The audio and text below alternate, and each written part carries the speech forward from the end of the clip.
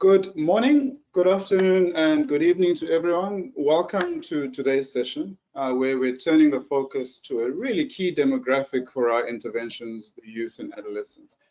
Really appreciate your choice to spend this hour with us. I'm Goodman Sibelo. I'm the scientific advisor at ISSUP, which is the International Society of Substance Use Professionals. While we wait and give more colleagues an opportunity to join, I'm just going to share some introductory overview notes about ISSUP. As you would know, ISSUP is a membership organization for the global substance use workforce with over 42,000 members worldwide and steadily still growing. We are an international network that unites, connects, and shares knowledge across the substance use prevention, harm reduction, treatment, and recovery support workforce. ISSUP's global mission is to make sure that the work of members is impactful, accessible, and as effective as possible. And we do this by making it easier for you to discover and share evidence-based knowledge, best practice, training, and networking opportunities.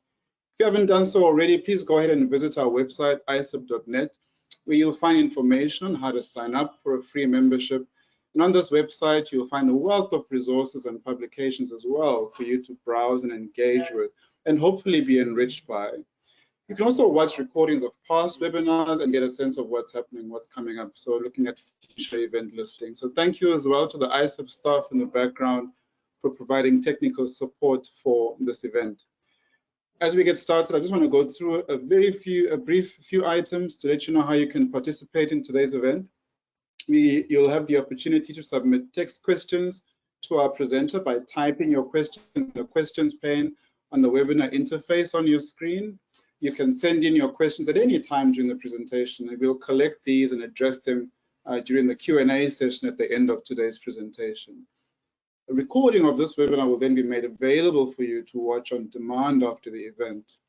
We hope you stay with us for what promises to be an illuminating section on a topical area and a timely one for us. Youth and adolescents are a key demographic for prevention and early interventions for substance use disorders. And today's webinar is going to help us really appreciate some of the key vulnerabilities of this population group that makes them an essential consideration for our efforts. Dr. Kandasamy is the head of the Center of Addiction Medicine and a professor of psychiatry at NIMHAS in Bangalore, where he's been a faculty member and a consultant since 2012. It encompasses administration, clinical service, academics, research, policy, and advocacy in addiction psychiatry. Dr. Kandasamy has authored 90 publications and led 21 funded and 17 non-funded projects, the bane of our existence, right, Aaron, as principal investigator and co-principal investigator. He supervised 44 thesis research projects, including 11 PhDs, primarily focused on addiction-related issues. Aaron, a warm welcome to you. It's an absolute pleasure to have you with us. And with that, it's my pleasure to hand over to you.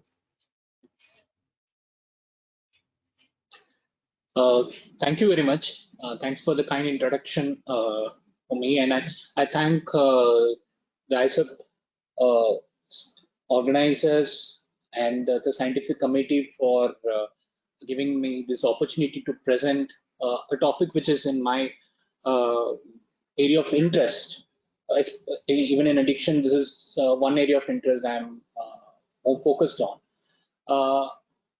I have chosen this topic of unraveling risk-taking in youth, pathways to positive change for a reason. Let's see if I could deliver it over a period of time. I know this is a very lengthy topic. There are a lot of things to talk over here. I'll try and keep it as short and crisp as possible. Okay, before it comes, I'll start this. The reason this topic is of importance is that there is always a kind of stigma towards this population. We always have an idea that these are people who are rash. We call a lot of names for them, like they're too cocky, they are very they're very rash, they're hot-headed. Right? This is a very common description we always have.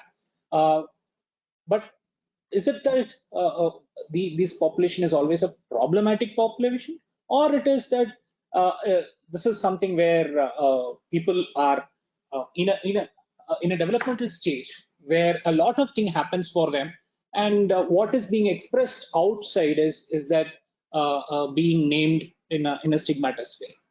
So this is my alma mater, Enhance, and it was an erstwhile All India Institute of Mental Health from 1954 onwards. We are celebrating our 70th year of existence. Uh, Disclaimer, I don't have any conflict of interest. I don't work with alcohol, tobacco, gaming, or gambling industry, but it's difficult to not work with them also. I've used pictures and information for academic purpose, no copyright infringement intended. Some aspects would bring in personal bias because I'm a clinician too, and I have used the assistance of AI to redo some of this the content, not the slides per se. So I would like to do this presentation in two sections. One is on the risk part of it. The other is on the positive the pathways to positive change, which is on the opportunity side of it. Because it is important to understand this population first before even going on to talk about what kind of positive aspects we need to look in this. So section one is understanding adolescents' brain and behavior, why they are so. As I said, they're being called a lot of names: cocky, messy, bratty, aloof, whatnot. And even literature, time immemorial, has looked at they being impulsive, too hot-headed, and these are depictions in a very, very long back saying about how people are want to skip this particular period so that they don't face all the difficulties. And this is something which I hope you all would have read or at least watched as a movie, where a father's journey through his son's addiction was depicted, and how difficult the son's issues were. And we all know a whole host of problems are considered high risk behaviors, and which are there in this age group. It includes violence, risk-taking and accidents, low effort and high excitement activities preferences, high risk sexual activity, unexpected pregnancy, depression, inappropriate anger and other emotional problems, deliberate self-harm attempts and suicidal attempts, being oppositionally defiant, conduct thing, and experimenting with substances, if not addiction, at least experimenting with substances. All these risky behaviors are known to be seen around this age group. So is adolescent, is this age-old negative evaluation is warranted, right? It's again like a half-full glass, right? Should we look at the vulnerability component or the risky component, or should we look at the opportunity component over here? So it's up to us, and I hope I can impress upon you to look at the opportunities in this group. Although we had seen all sorts of problems can occur during this age group, 80% of the adolescents and youth have no problems at all. No problems. I think I'm not talking about the so-called normality, but it doesn't have any effect on their life as such. And adolescence is a developmental period of strength and resilience, because they're like phoenix. Even if they fail, they get up and move forward and learn better. That's something which is very characteristic of them. Yes, but this is the time when the lifelong trajectories are set.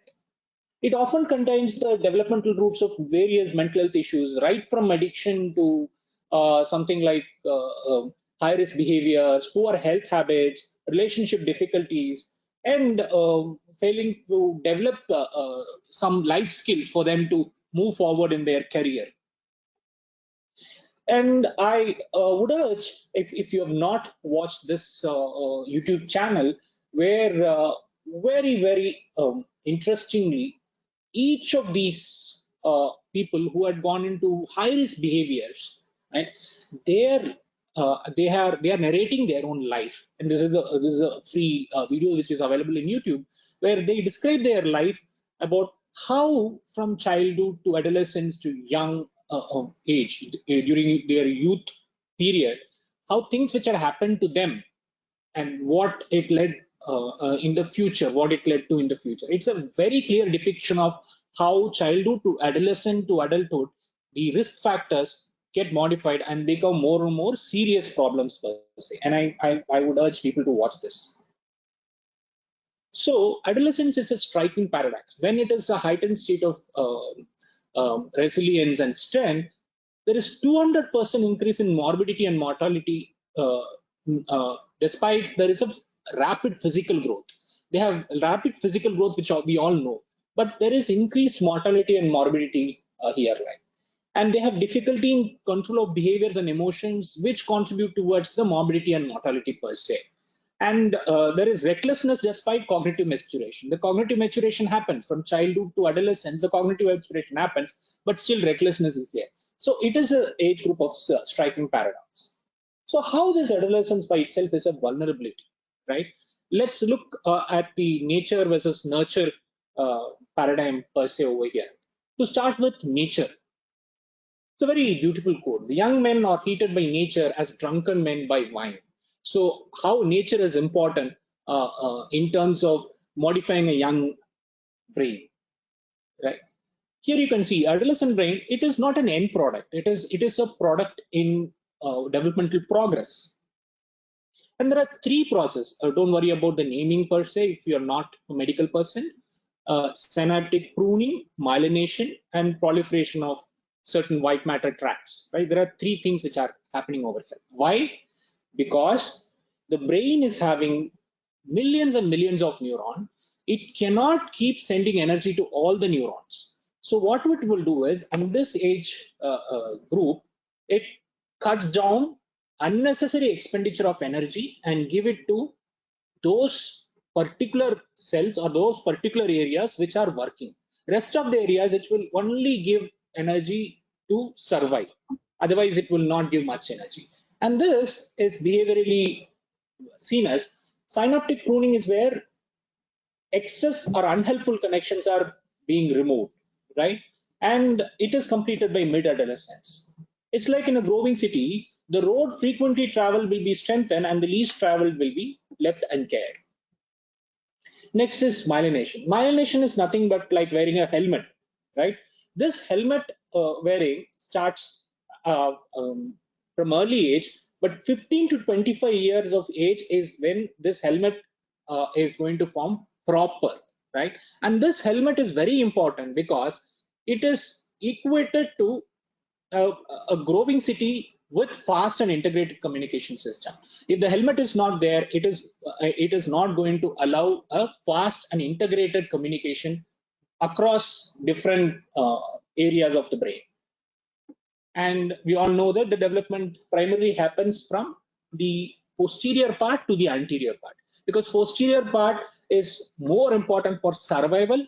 Anterior part is more important for how we think, how we articulate, how we behave. All these aspects come in. So first importance is being given to the posterior part, where survival becomes important, and slowly it moves towards the front part, where all the behavioral and other aspects get that helmet. So maturation progress from posterior to anterior. Posterior means backside and anterior means the front side. So it's the brainstem to prefrontal cortex. All of us know brainstem is for survival. And this is nothing but, again, explaining that the connections between different areas of brains expand. And how is it important? This results in improved coordination between the affect. Affect is nothing but the mood or emotion, and the cognition, the thinking. So the thinking and emotions are getting in sync with each other, so that they are able to control their impulse, right? And they are able to respond to necessary inputs alone and not all the inputs. And this happens through mid-20s. And you could see how the different areas are in play. For example, if you see the cognitive control, the plus signs means it's good. Question is question mark, and the arrow mark is not so well developed, and negative mark is that it's not developed. Now you can see here how the emotional and reward network is still developing, right? And the cognitive network is sort of developed already, right? It is sort of developing already, and certain parts of it is still developing. But the emotion part is not well developed. The emotional regulation and identification is not happening yet. And the social network, which is important for peer group management and peer understanding, all those things are developed already. So what? I've talked about all these jargons. How important these is? The behavioral equivalent of this brain development is that the need for reward is increased and the control over one's own thinking, planning, judging is still developing, right? Partially developed, fully not developed. So poor executive function, executive means executive, like the executive function associated with increased risk-taking behavior, because the need for reward is increased, but the thought and emotional control has not come up. So when the need for reward comes in the mind, immediately they will respond to that stimuli and start acting on it. Their ability to control hasn't developed. So if you look at the social neuroscience part of it, uh, they don't elicit pleasure from moderate to low incentive value. Incentive value is something which has a value which is lesser, or a smaller pleasure is not much important to them. So they pursue for new and new reinforcers, new rewards, right? We call this new appetitive reinforcers, and that happens through risk taking, uh, uh, taking novel ideas, doing novel things, right? And sometimes engaging in deviant behaviors like drug use and other um, say high risk sexual activities and things. So there is a bit of reward deficiency which is happening over there, which makes them not to enjoy the smaller pleasures and look for higher and higher and higher pleasures, and that leads to greater inclination to seek highly intense feeling that include sex, drugs, loud music, horror and slasher movies, and other high adrenaline activities, right? And they have lesser appetite value for stimulus which are for older individuals or other age group individuals. Whatever is rewarding, it is no more rewarding for them. And also what happens is, due to certain neurological changes, there is more and more importance being given to the peer relationships, right? And this encourages them to take risk in peer group. One of the hallmark of this age group is that the risk taking more often happens when they are seen in groups. One of the very interesting study by the FBI as was that whenever there is an accident involving an adolescent happened, a road traffic accident, they found that there is another adolescent in the car along with them. Right? So obviously the risk taking is high when they are with somebody of their own peer group, and they try to experiment that with doing simulation exercises. Like when we go for car driving, some of us are supposed to first go through the simulation exercises in the computer, and then we'll start in the road. So whenever an adolescent is sent alone, their chance of taking risks were found to be very, very less, even in the simulation exercise. But when they were sitting along with one of their peer group, then there was higher chance of risk taking. Now, and the same thing for sexual activity also. When their age group people are sexually more active, then they are also highly likely to be sexually active as such. Now, I would come back to why I'm saying this later, but then we need to keep this in mind, that the risk taking is based on the group dynamics in this age group. And there is something called as temperament, which we all talk about. Temperament is something which is hard coded in that way in our brain. Personality is temperament plus environmental influence. Temperament is what is we usually born with, right? So it depends on whether we how we handle our distress. Some of us handle our distress by just putting it inside, right? Feeling distress and feeling depressed or anxious, or taking it passively. Some would do passive aggressive behaviors. Some would actually procrastinate things or avoid things. right? And would result in low self-esteem.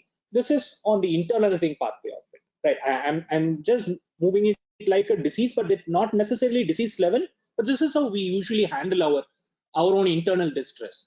Some of us have the capability or ability to put stress outwardly, right? And that would result in some of the deviant behaviors, conduct disorders, ADHD, being emotionally unstable, angry, anger outbursts, and high novelty seeking, and not very cognizant of the threat or harm in the environment, and just moving for those kind of activities. But these two are not mutually exclusive. Just because somebody is falling into the internalizing pathway of temperament, externalizing will not be there. That is not the case. They can, both will be there in the group. And we also some group of people who have these broad autistic phenotypes where they are aloof, they have poor social skills, poor emotional regulation, and they're very, very stereotyped in their behaviors and thinking per se. So this is another kind of temperament. All these three things can present in varying degrees in this group, and they would influence the behavior further, right? Whether it is normative or not is being handled by the temperament also. Now, as such, if you have to summarize it, adolescents' typical futures may have been adaptive, evolutionary in helping adolescents to disperse from the natal unit, the dependent unit, to an independent unit where they are going to take their decisions on their own, and they are handling on their own.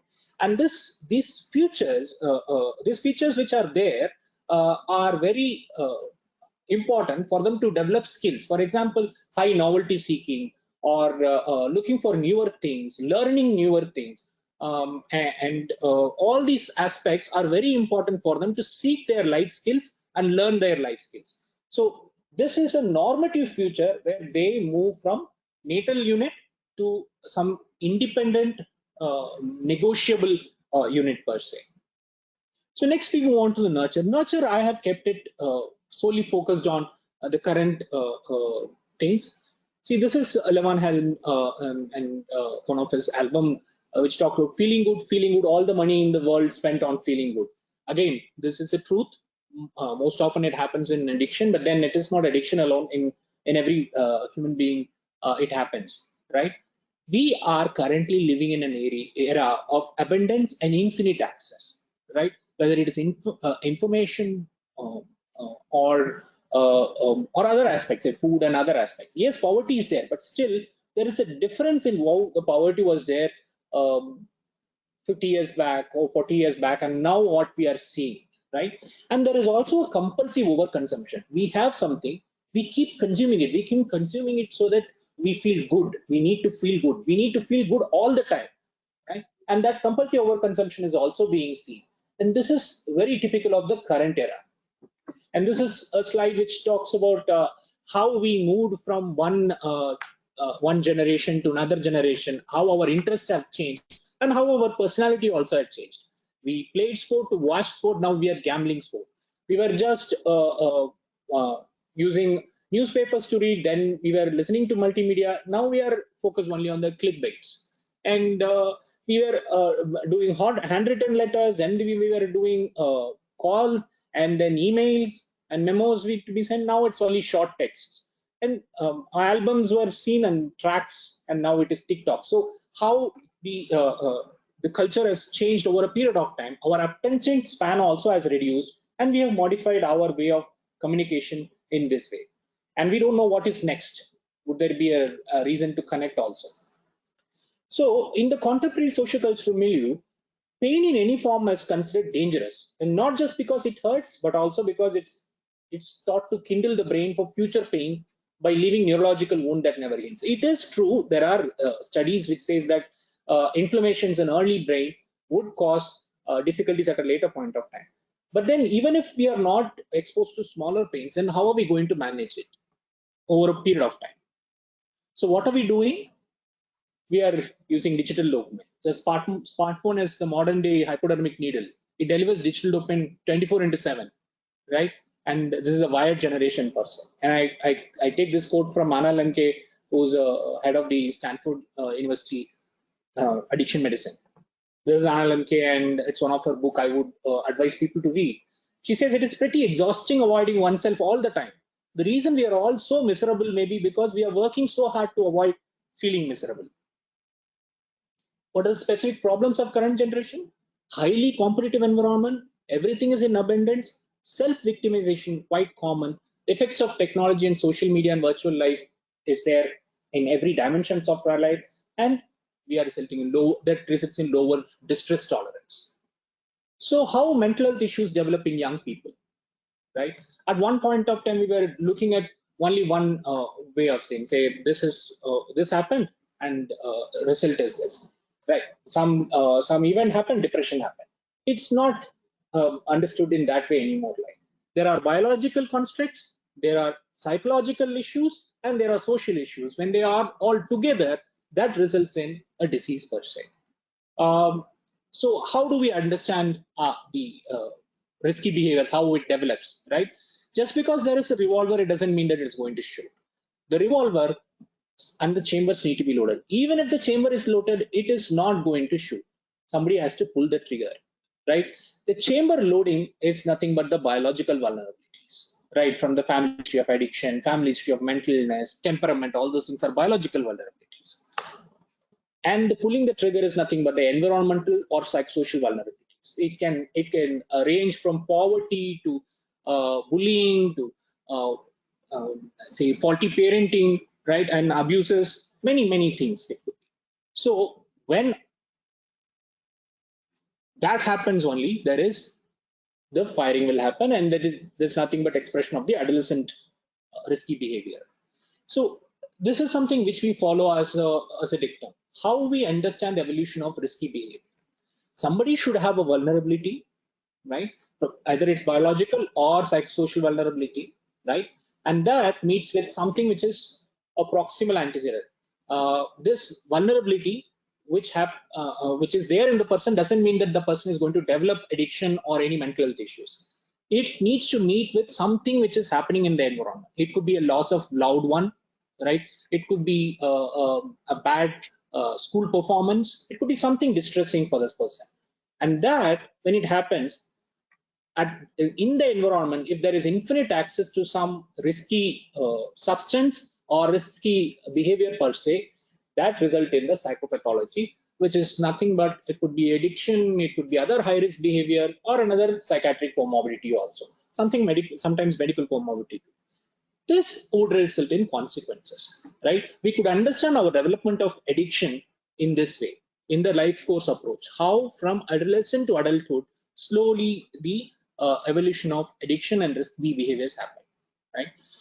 And this, this nurture, while this nurture is happening, we are not having the informal mental health care we used to have anymore, right?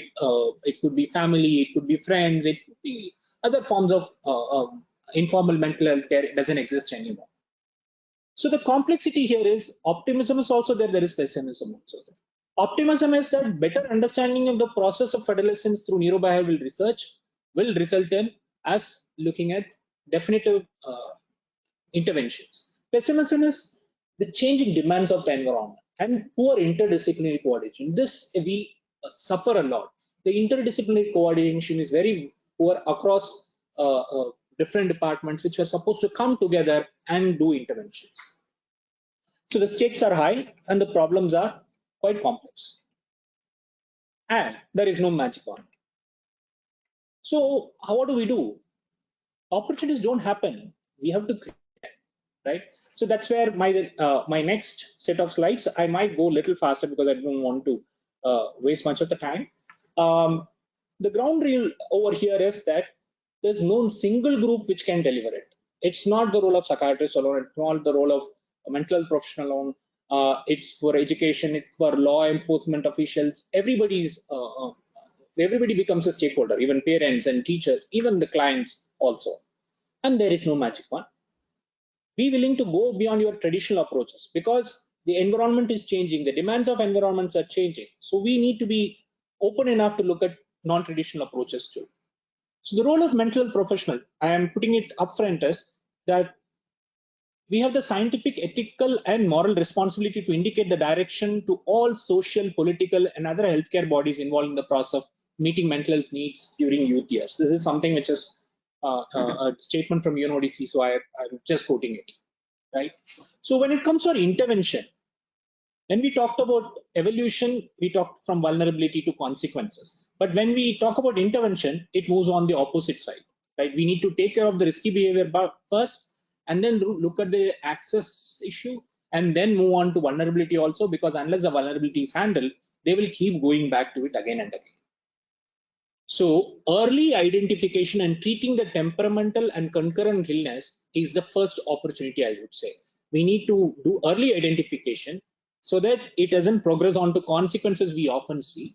And even going little further, looking at the temperamental and concurrent illness at the earliest would result in not developing the risky behavior also. We need to address the absence of informal mental care in our environment. No more, more and more families are becoming nuclear. More and more, less and less people are interacting with each other, and they are more digitally interacting. So there's no way of informal counseling which happens between one human and another human, and which can be a stress buffer for this people. And then formal mental health care. We have to enhance the formal mental health system also. In formal mental health care, we need to understand this fact that both pharmacological and the psychosocial interventions are needed, right? How in learning a ballet, the infrastructure, the attire, which is equivalent to medicine, is as important as having a coach to teach and then a practice, right? This is psychosocial intervention per se. So both are very important. And there are different kind of interventions which are not specific pharmacological interventions which are available right now. We need to pick and choose in which basket for which person what would go. It goes from yoga, mindfulness, and meditation-based intervention to CBT and antidepressants also. And then look at the specific temperamental traits and intervening too. And then generic prevention strategies to be put in, right? And these are not specific to any particular disorder, not with schizophrenia, not with depression, not with social anxiety, not with addiction, not even with developing diabetes, right? These are interventions which are appropriate to developmental stage. And we should target skill building over here rather than the particular disorder per se. It needs to be looked in different dimension. Multiple people have to be involved, and multi-pronged method has to be there, because one particular thing will not help, right? Our goal is to enhance protective factors in the environment, because the risk factors will always be there. We are supposed to enhance the protective factor. One risky thing over here is it's tough to evaluate the effectiveness here. So that's where we use life course approach, as I talked about how from the biological and psychosocial vulnerabilities over a period of time resulting in phenomenology. So that's an opportunity to look at. And I would urge people to look at this document by UNODC, which talks about prevention from prenatal age. When a lady is pregnant, what intervention could be done to avoid risk-taking and risky behaviors in adolescents and youth, and which moves on to adulthood. And there are prevention paradigms have been described for each of these age groups, from pregnancy to infancy to school-going child to adolescence to adulthood, and even workplace intervention also. I would urge people to read this, and some of this are put in here also, including parenting skill programs per se. The other target is that again use transdiagnostic therapies, right? It's not for addiction, it's not for anxiety, it's not for depression. We need to find transdiagnostic targets. What are they? It could be procrastination, it could be perfectionism, social anxiety, self-esteem issues, distress tolerance issues, body image issues, and being extremely sensitive to interpersonal communications, and helping them to develop self-compassion. Now, these are seemingly present across disorders. They are not specific to any particular disorder. Unless these are handled, right, the outcome of treatment of any disorder is a problem. It's not that good. The outcome is not that good. So identifying them and treating them becomes a protective factor. handling developmental stressors appropriately. I put in Gabamate's book page here. I would urge people, if they are interested to read, they should go and read, and they could suggest even their clients also to understand how developmental distress and developmental stressors could contribute towards development of substance use and other high-risk behaviors, how that can be mitigated, right? So assessing them, looking for them, and intervening them appropriately becomes important. One simple experiment was for people, for kids who had inhalant abuse and on in the street. When there is an experiment of money management skill was done, their use of inhalants had come down significantly. So this is an experiment which was done in India. So it's something which is very useful. And then mentoring in different format is very useful. So these are developmental stressors interventions per se. This is one thing I would want everybody to invest in. Relook into the opportunities of peer influence. We keep talking about peers being detrimental to the development of good behaviors, but no, we can inculcate good behaviors by including peers and making positive risk-taking, skill development as a part of this effort per se. So yeah, we are looking at different tips which the American Academy of Child and Adolescent Psychiatry had put in. Some of it is staying away from negative peers, learn to say no, and we advising spend time with more positive influencers, and if any problem is there, talk out. These are something like, and there are some tips for the parents are also there. So encourage skill building through group risk taking is the opportunity which we have. We should not forget about it, right?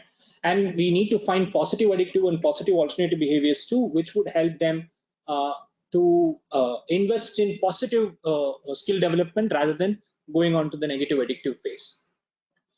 And the other opportunity is to teach values early. When it is being taught early, as we know that things go in faster and better, right? It includes healthy way to use gadgets, right? Instead of saying it at a later point of time, this is a digital generation. We need to teach them how to use the gadgets appropriately as early as possible.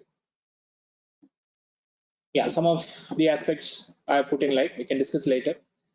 Teaching them sleep hygiene tips, right? Sleep hygiene, how it is important, that has to be modeled also by us. We cannot just preach the younger ones. Working with parents is some very, very important opportunity. This is a quote which I usually like to quote. Welcome to parenthood. Feeling like you don't know what you're doing or feeling like you're failing is a part of the package. The important thing is whether or not you are trying. This is a core of advising parenting per se. There are various parenting and family factors can influence risky behaviors. Most often it is a broken family or a single parent prominent childhood, right? So working with family is important, right? There's something called as brain-based parenting I often use, right? It is communicate early and often. Do not communicate after the problem happened, right? You need to model desired behavior. Sometimes you need to give control. Sometimes you need to take control. This is the generation which is not interested in you taking control all the time. You need to give control also, whether it's your decision making or your family's decision making to them, so that they feel they are heard and they feel they are relevant and important. Monitor sleep, stress, and other behavior patterns. Risk-taking need to be accepted as normal. So look for normal risk-taking or positive risk-taking. Role-play risky situations. And don't go alone. Build networks of families, of other parents, right? Social connectedness is important. Know where your kids are, what they are doing, whom they are with. Return to basics of the family. Learn together and play together when you're finding it very difficult, right? Community-based interventions are also important. Net the community needs to be caring for youth, right? And their risk-taking and their development. I'm quoting again another last stanza of Levenheim's poem. Red, yellow, black, or tan makes no difference. A man's a man. They ought to live together now. If they could, then the whole wide world would be feeling good. So he's giving another opportunity for feeling good. So connectedness is the biohack. We need to find a way to keep connecting to ourselves, not only digitally, in real world also. To conclude, adolescence is an age of lot of potentials, right? Adolescents are capable, resilient, adaptive, despite the risks they bring in, right? This is a phase of remarkable growth and strength.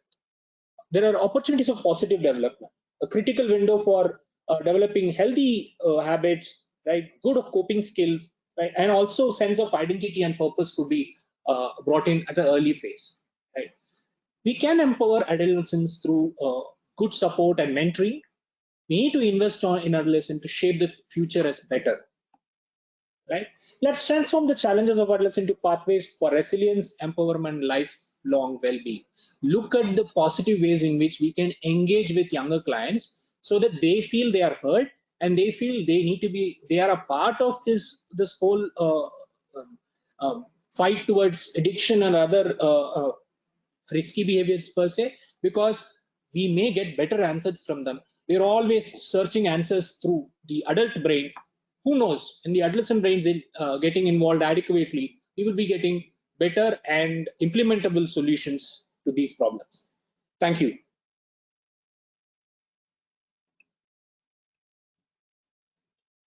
Aaron, thank you so much for such a comprehensive and engaging talk. I felt like I was in class again back at medical school. Thank you so much. There's so many reflections that I could make.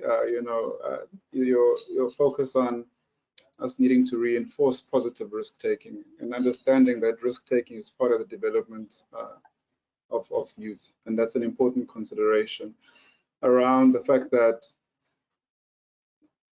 adolescents develop through group activities. So looking at how you encourage skill building through positive group risk taking. So that's also an important consideration when you're really thinking about how do we target our prevention and intervention efforts. And I like your focus on healthy gadgets. One of the realities we face is that the peer group is now no longer limited geographically. It's now spread all across the world. Sorry, in the background, I've got some people working in my apartment, so you'll occasionally see people passing and throwing up ladders. Apologies for that. So we've got a few questions. I've got a few other reflections, but I want to make sure we give our audience an opportunity to have their questions addressed. So Kashish Banzai asked, what are the situations in which professional support must be sought by youth or the family? So what's the litmus? At what point do we start seeking professional assistance? And other than medication, what are the complementary therapies that are in place to assist people with mental health issues? And this sort of links to my question that had come to mind while you were speaking, is you spoke about the informal healthcare provision. So my question is, how do we enhance the capacity of communities and peers to be this resource? What resources can we use to achieve this? What interventions do we specifically focus on? How do we enhance this capacity? Yeah. So if I take the first component is the first question was about. I'm sorry. I'm too chaotic. No problem at all. I asked you a compound question. It's entirely my fault. So the first question is, what are the situations in which professional support must be sought by? I understand. Right. So the thing is that you can seek professional help anytime, right? It's not necessarily the adults should go with adolescents them essentially. You can seek support to understand the behavior also. Anytime the professional support can be sought for. But in general, what happens is generally how people land up to clinics is that when there is a problem, when the kid is getting caught, the young person is getting caught with some high risk behaviors, and then they have been asked to go for an evaluation or something for certification that it will not happen again. That's when they land up with us. Like, unfortunately, that's not the best time to intervene, right? It might look as if that to punish them, and so their own cooperation is going to be very less over there. Like, I would say that the professional help could be sought as early as possible when the family is identifying that there is a problem, right? Professional help doesn't mean that you need to put them on medications, right? Professional help doesn't mean that you need to start something very intense, right? A professional help could be sought to understand the problem also, right? What is happening with the kid? It's always an issue in adolescence that we don't know whether it is a normative behavior or it is a high risk behavior as such. It's very difficult to differentiate that in that age group. So be open to it, and that's where I said, like, don't go alone. Like, sometimes it's very difficult to decide when to reach out, right? If we have a group of people, right, if a parent is there, it's very difficult for the parent to decide when to go. See, definitely they will reach out when there is violence, there is self-harm, or there is something, they get caught and then they are being brought to treatment. They will definitely come. But before that, to take the decision is going to be very difficult. I would suggest that this conversation need to happen uh, um, by them being in a group, right, and understanding where the kid is going wrong, right? And if in the discussion there, if there is a consideration that it's a threshold to reach out to a professional help, please reach out to. Even otherwise, it's I would say that reaching out to a professional to understand the behavior is well within a normal, say, health seeking also. Because right now we are in an era where the third question I would come to, where there is absence of informal mental health care. What do I mean by absence of informal mental health care? That, see, I'm in a college or I'm in a boarding school, right, or some other place. What used to happen in the past is that I don't live alone over there. I live along with my people, right? They're my people. They will be able to understand what I'm going through, because I was connecting. When I'm actually coming away from the connection, or I am behaving odd, it will always be detected as early as possible. And they would do their own intervention, right? Being connected used to help to identify early and find that there's something is happening, and they will try to intervene there itself. Like, now that it's not available. Simple example is, when I was in undergraduation, I never used to close my room doors because it cannot be closed. People would keep walking in, right? And it was therapeutic for me. I might get irritated at that point of time, but there is no point of time I would feel alone or I will feel isolated. I feel lonely because I was connecting all the while. Wanting or not, it was happening. And many a times it was therapeutic. Now, when I look back, that those therapies were helpful, those interventions were helpful for me, whether it is relationship issues or other forms of issues, it was helpful. In something happening in my personal life, family life, they were there. They were connecting with me and they were helping me. These are informal mental health care. Unfortunately, we are losing it, right? And people are becoming more and more self-absorbed, and they are not connecting with each other adequately. They stop taking non-verbal communications, right? Because obviously, through digital environment, verbal or written communication is the only thing which is available, and people stop listening or observing to each other, right? So this loss of the informal mental health care need to be addressed at the earliest possible. I would say, if this has to be addressed, there needs to be group activities more and more, right? And people need to keep connecting with each other.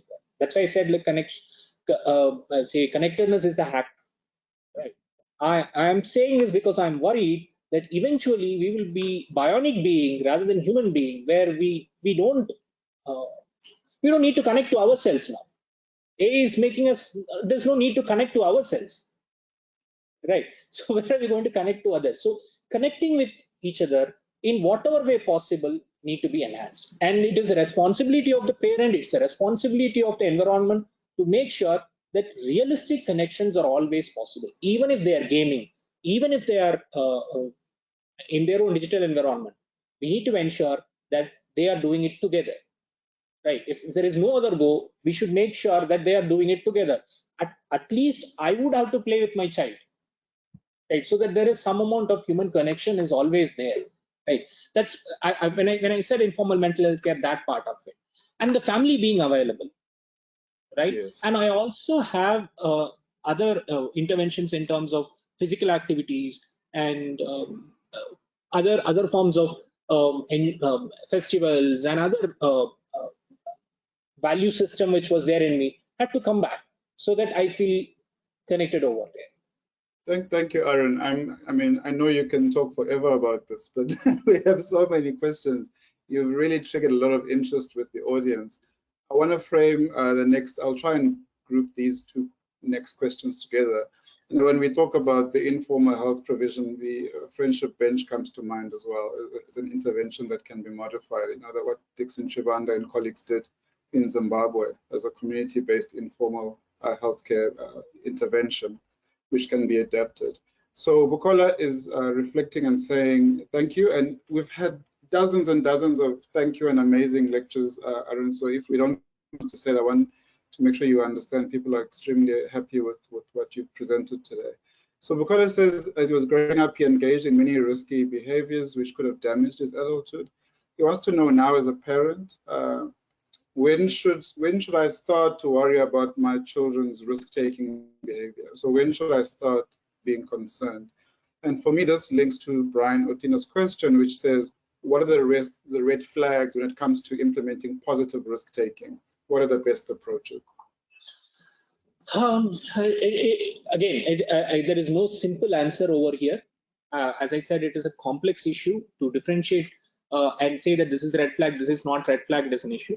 But there are certain things which we usually look into problem behaviors. For example, changing in friends group.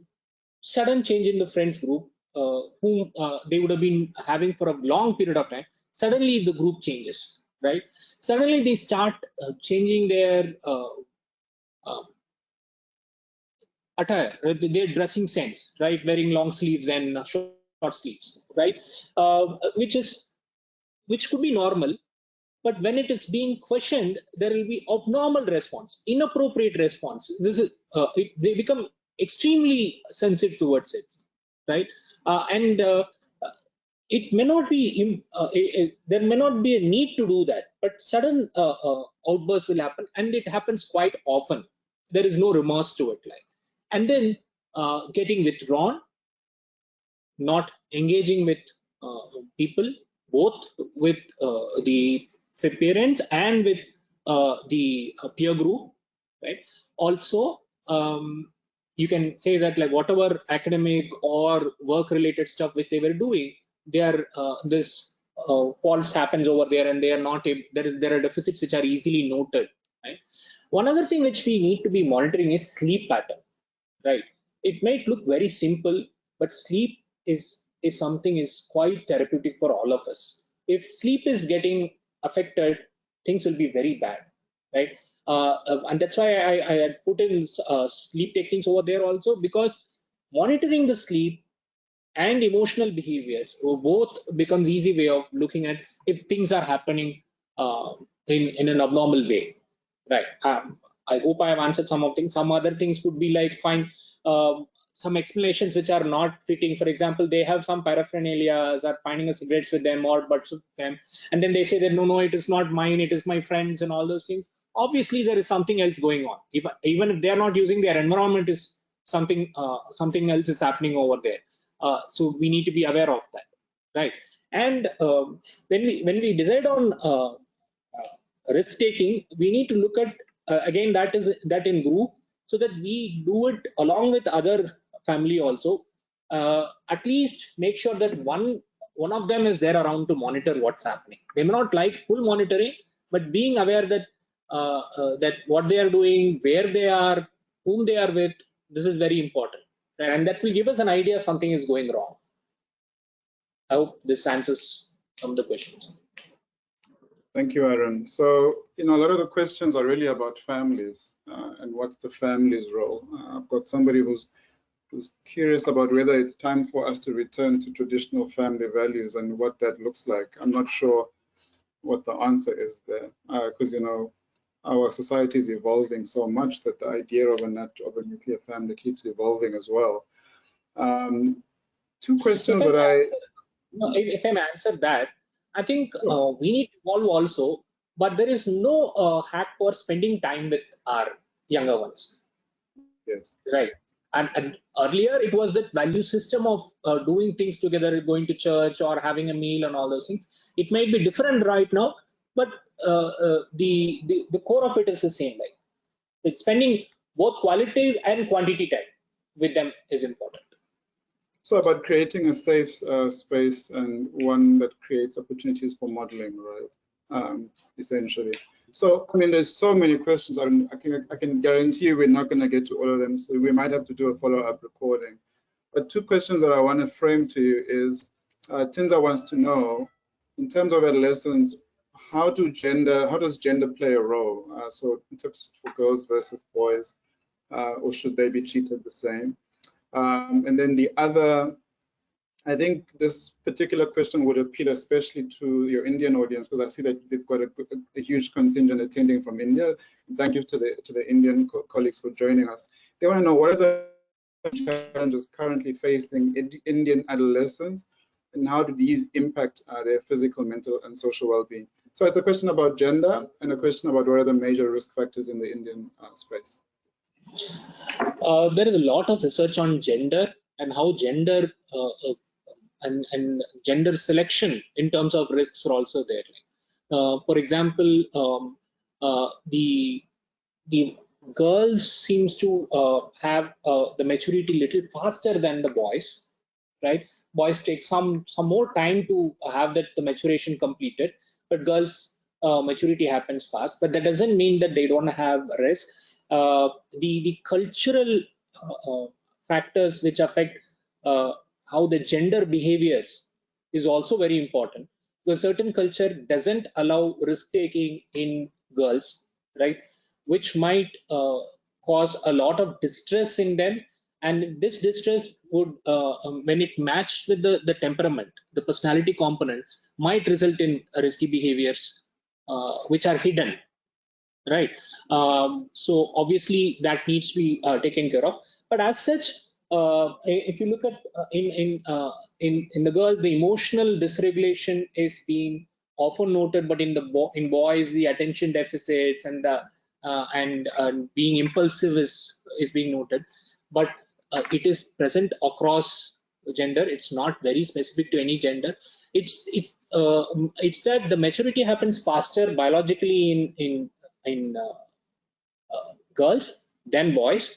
Two, the influence of culture will modify the expression of symptoms, but they do have a high risk for the risky behaviors per se, even in addiction to. And over a period of time, what we are seeing is this gender gap is being reduced. And I'm sure this UNODC's drug report also had said the same thing recently, that the gender gap is being slowly reducing in terms of how they behave, drug use also. And the second question on how Indian culture is contributing to it. See, India is it's now in a transcultural phase, right? We are neither in the traditional value nor in the modern society. Also, we are in between. Why I'm saying in between is there are a lot of modern cultural behaviors have been incorporated within the family. At the same time, we do not allow our younger ones to explore and experiment. We do a lot of helicopter parenting over here, right? And we don't allow them to explore and experiment. And we want our children to not have pain at all, right? We want them to give them a completely clean life as much as possible. I think we need to take a step back and look at it, that it's not appropriate. They need to feel their emotion. They should be allowed to feel their emotion, and we need to normalize parenting in that way. At one point of time, we talked about authoritarian parenting is bad and authoritative parenting is the best. Right now, what people are saying, being neglectful is the only thing which is very bad.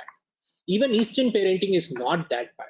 Eastern parenting, which is usually authoritarian parenting, is not that very bad. Yes, authoritative parenting where there is a two-way communication is the best possible. At least authoritarian parenting should be there. It shouldn't be too permissive and too negligent also. We need to be and that ignorant parenting or a permissive parenting is not helping people. And they should be allowed to explore and experiment within the limits. Unfortunately, now that is not possible in our environment. It is becoming too competitive. Everybody is into competitive exams. They are actually losing their core period where they need to learn life skills. They are spending on learning a lot from the textbooks and cracking MCQs, which is actually bleeding them. They're finding it very difficult. After reaching that level, they are not able to cope. I'm not saying everybody, but quite a few are finding it difficult in that space. So we need to be aware of what skills they are developing, and facing normal stressors and normal issues are okay. They should be. And a parent is not a friend. A parent is a disciplinarian, and parent is also somebody who is a caring person. Right. Sometimes we forget and we become too friendly, too permissive. That's also not good for the younger one. Aaron, Obviously, thank you. Yes, clearly we need 3 hours for this conversation. so I think we must just engage on what a follow-up session looks like. There's so much interest. I could ask myself a dozen more questions, but we're gonna wrap it here. There's so many questions we haven't gotten to, so please, colleagues, don't despair. We'll find a way to address these, and we'll inform you by way of follow-up. So thank you so much to Dr. Kandasamy for this great overview of this essential topic area for our field and addressing the questions so sensitively and responsively. It's been a wonderful pleasure to have you today. This, ladies and gentlemen, does conclude our webinar for today. So thank you so much, everyone, for attending. We hope that you found the session stimulating, helpful, relevant, informative. And you will receive a follow-up email within 24 to 48 hours with a link to a recording for this session, so you can go back and watch the elements that you really wanted to focus on and ask some more questions and follow up if you'd like. We always appreciate your feedback and suggestions, so please do use the link in the follow-up to fill out the feedback survey so that we can keep improving these webinars. On behalf of ISSUP, thank you so much for joining us. Have a great rest of your day, morning, evening. Bye-bye. Bye.